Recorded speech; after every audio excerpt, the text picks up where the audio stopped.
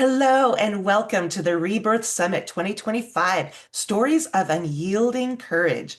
I am Ginine Emily Smith. I am the co-host of the national TV show Rockstar Diaries Healing Out Loud and host of the Rise and Roar with the Badass Lioness podcast. Our signature badass formula, which is BADDASS, it stands for bold enough to begin, audacious enough to dream, determined to rise, divine by design, aligned in purpose, strong in soul, so we can shine our light. I am your transformational speaker and story to stage goddess coach. I help women rise, revive, and thrive by transforming their stories into superpowers and their purpose into legacy level impact, influence, and income. I am honored to be selected as an interviewer for this international summit featuring inspiring stories of transformation and rebirth. Today, I have the pleasure of interviewing Erin Baker. Erin is the founder and CEO of Baker Street Success. She has 2 decades of experience teaching, coaching, and training students, educators, businesses, parents, and individuals. She also has a personal background of managing autism, ADHD, and anxiety as both a former student and a parent, and having experienced her own nervous breakdown directly related to her perfectionist tendencies. Now she runs her own coaching and consulting business dedicated to empowering students, parents, educators, business institutions, and professionals to succeed and hopefully before the burnout or the nervous breakdown. Being the oldest girl of a military family who developed very unhealthy core values from her masked and undiagnosed autism and ADHD, having a failed marriage, raising her own teenager with ADHD and autism, being the person that everyone called on to fix things or to do things or organize things. She has traveled an exceptionally hard and soul-crushing journey, has made the mistakes, has asked the questions, and has screamed her many frustrations to the heavens. If you've been given it your all, but you still feel stuck in a vicious cycle of overwhelmed perfection, lack of boundaries, feeling not good enough, but constantly taking care of others, she wants you to know you not alone. Let us welcome Erin Baker to the conversation. Wow. Hello, Erin. Thank you. Oh my gosh, that was a mouthful. It is a mouthful, but it's just so much goodness of what you are doing. And I really want to jump right into conversation and start from the beginning, what your life was like before your transformation. Describe it emotionally, mentally, spiritually. Help us feel where you were, where you were. Yeah. So, um, my transformation, at least when I talk about this, in this particular point in time, was a nervous breakdown that I actually ended up figuring out was even more complicated than that because it was autistic and ADHD burnout as well. And where it was is just prior to this breakdown was I know many people on here can align with this is I'm a perfectionist, and in all honesty the perfect example of my perfectionistic tendencies was uh a colleague of mine arguing with me, trying to tell me that I was a perfectionist. And I was like, no, I'm not a perfectionist because I don't believe in perfect. So, and she's like, so you understand that you're arguing with me that the definition of perfection does not match. And so therefore you are defining what a perfectionist is. And I was like, oh yeah, you're right. Okay. Because military background and also female with the oldest female of the family with ADHD and autism. And so many people may know that what that means is there's a tremendous amount of stress and anxiety on masking and about being the perfect whatever. Again, even though I don't believe in the word perfect and what that means. But holding myself to such a high standard and having a lot of external criticism and stuff like that, and even if people didn't necessarily think that they were holding me to these high standards, having regular phrases from my mom and things like that about, well, I never had to do that. Well, this is what we need to do. And my mom, kind of labeling herself as Mary Poppins, practically perfect in every way. There was just constantly this expectation of that. And growing up, I automatically became the problem solver for the family. When we brought my cousins into the family to be adopted and everything else like that, like I was the family manager, and I helped my parents manage things because of their own upbringings and stuff like that. They didn't necessarily have the emotional tools to handle all of the things that they were going through and stuff like that. And so from a very young age, I was very much an adult, and I was a family manager, and I was the problem solver. I was the mediator.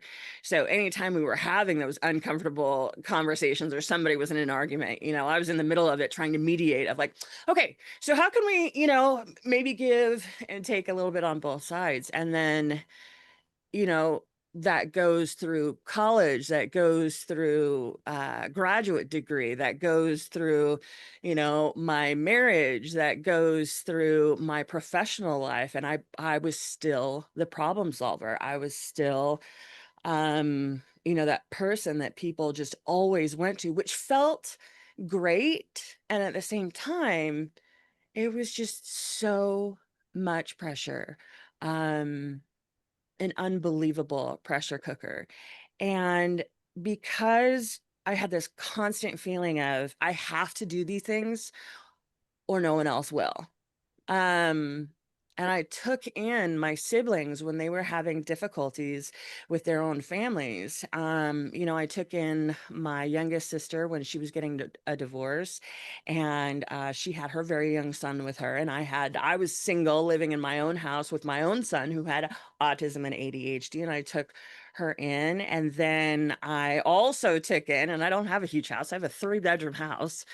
I also took in my younger sister who has 5 kids and has since divorced her husband and found out a lot of family abuse and sexual abuse from the dad and all of that kind of stuff. And those 5 children that were in the house are all special needs, and some of them nonverbal and all this other kind of stuff. And I just constantly kept taking things on, and I was the consummate counselor to pretty much everybody I met. And I was like, oh my gosh, let me just help you. Let me help you unburden yourself. But how I was doing that was like taking everybody's burdens on my own. So then we're in November of 2023. And COVID has already come through and all this other kind of stuff. And I hit a brick wall. Mm.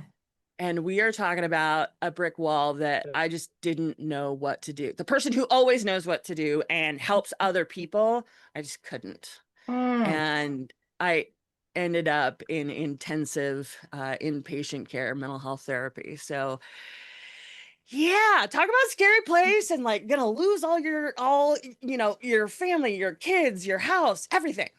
So that's where I was. So was that the turning point, the breaking point that, forced you to change? And by the way, I could relate to the Mary Poppins mom. I know. No, was that the breaking, or was there other situation that forced change, and what happened? I think that situation was inevitable. But I think what probably was the final kicker that helped push that is I met my partner, my now partner, and I had never met anybody like him before, and he kind of helped me realize from a very early in the relationship I was actually worthy of having boundaries and of communicating needs and stuff like that. And so that was honestly, it sounds silly to say it that way, but that was honestly the final tipping point of there's too much and I need to say that there's too much. So that's what it was. And then going into intense inpatient and outpatient therapy. Well, how about you walk us through what that transformation felt like, the internal process, your fears, breakthroughs, healing, decisions, steps forward. Walk us through that. Yes. So it was hard. It was unbelievably hard. Because the very first thing, and I talk a little bit about in my chapter, is we're sitting in this room, all of us, that are in this program in the inpatient part of it. And we have different types of sessions, and it's a full day of sessions, different, here we're going to talk about perfection, and here we're going to talk about emotion regulation, and here we're going to, this whole thing. And then you have some different times. And one of the number one things was, it was the first time ever that somebody made me sit and be quiet with myself. And they were like, here you need to focus on being yourself and who are you, and that kind of a thing, and not try to fix for other people, not try to be a problem solver. And I had no idea what to do with myself. I was like, I don't even know who I am. What do you mean be myself? I don't know what that means. Um, and it was incredibly frustrating. I mean, I've been managing departments, managing houses, managing families, and everything else like that. And like, what? I don't have anything to fix. I have to focus on, ugh. And that's when I really started to focus on, I have a lot of really uncomfortable and unhealthy core values. Like, for example, the thought of, it's selfish not only to have needs, but to communicate those needs to other people. Like, that was a core value of mine. And then the idea that your value, your worth, is linked directly with how you perform and the things that you Yep. do for other people. Hmm. Um, so that was a lot of really uncomfortable self diving that I just couldn't. It was really good. It was really good, really painful. They wouldn't let me hide from it because I'm a good hider. Because Hmm. I, as it turns out, have been masking my entire life, because that led me to find out that I have ADHD and autism, which went into a whole lot of building up this life of not only masking and never showing my true self and not even knowing who my true self was, Hmm. because I had put on so many other masks and so many other characters, as it were, for whatever the situation needed. Um, and all of a sudden, and I had already known so much about ADHD and autism before this, because I essentially had to get an honorary master's degree in neurodiversity and autism and ADHD, because of trying to help my son, trying to help him figure out and go through what he needed to be successful and stuff like that. And I had become kind of the expert for the institution that I was working at, and I helped other parents. But I hadn't made the connection for myself of, what were those implications for me?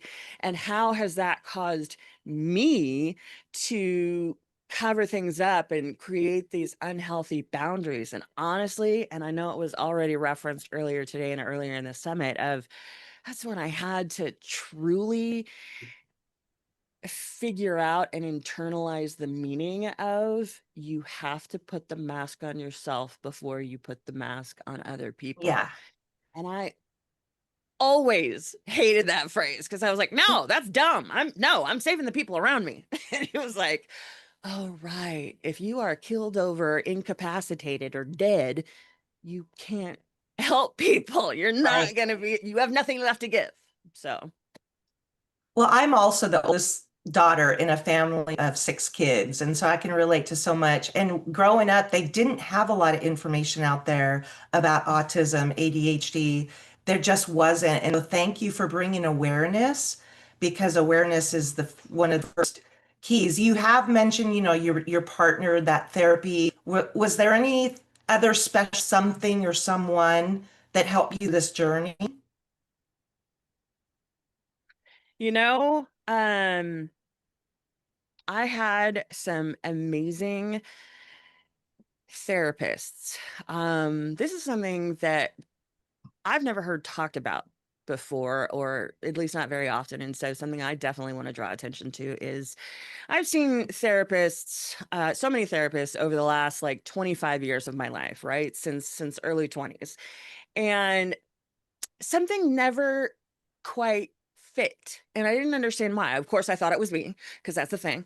Um, and I had a lot of training and background in mental health because I was a juvenile rehabilitation counselor, and I also taught other people how to use the dialectical behavior therapy treatment model. So I had all of that. And so I thought what it was is I was overthinking, and whatever they were going to say to me, I was like, I've already thought it, and I've already gone through these things and everything like that.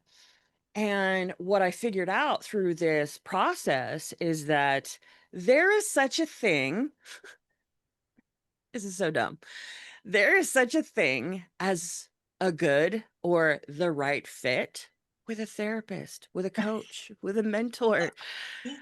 And it's Mhm. like, oh, it's not my fault if it doesn't work. It's just another one of those Totally. relationships, right?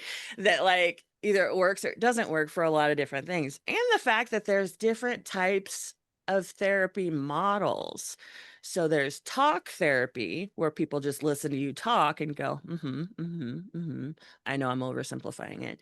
But then there's other types of therapy, and it really depends on what you need. And let me tell you what, the best therapist I had, he called me on my stuff. He did not let me get away with anything. And then he's like, "Oh, okay, that thing you talked about that you're trying to hide, now let's make that front and center and let's do the work on that." And I was like, "Ugh, I don't want to."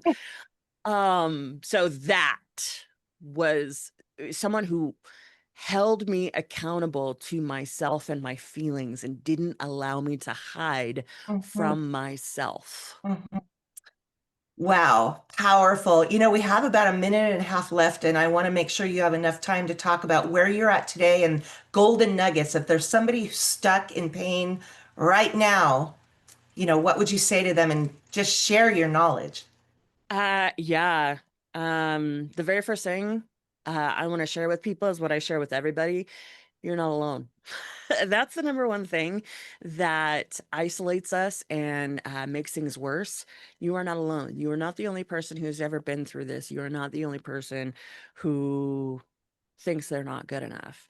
And then Mhm. number two, I don't care how well put together any of us look here at this summit or online or on Facebook or anything else like that. One of the things I really try to share on my with my own business and my own social media pages is that it's the beautiful mess. It's not beautiful because it's pretty. It's beautiful because it's who we are. It's actually Yes. painful and it's real, and Mhm. that you can get through that. So Yep. don't stay alone. Reach out for help. Accept help, especially if you're one of us fixers and perfectionists. You are such a joy. Thank you so much, Erin, for sharing your heart and your powerful story.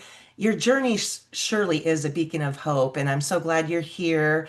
This has been another incredible conversation on the Rebirth Summit 2025, Stories of Unyielding Courage. I'm Ginine Emily Smith, your transformation speaker, story to stage goddess coach. And stay tuned. I don't know if there's any more after you. This might be over, but if there are some more incredible speakers and stories, stay tuned. It's been an honor to host this interview as part of a global movement for healing and transformation. This is Rebirth TV signing off. Oh my gosh, thank you so much. Thank you so much. Time goes by so fast, and I want to make sure you had enough time, you know. Yeah, no, I know that one.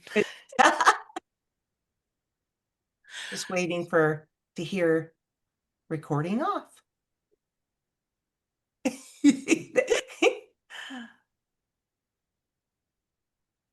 So good. Such goodness.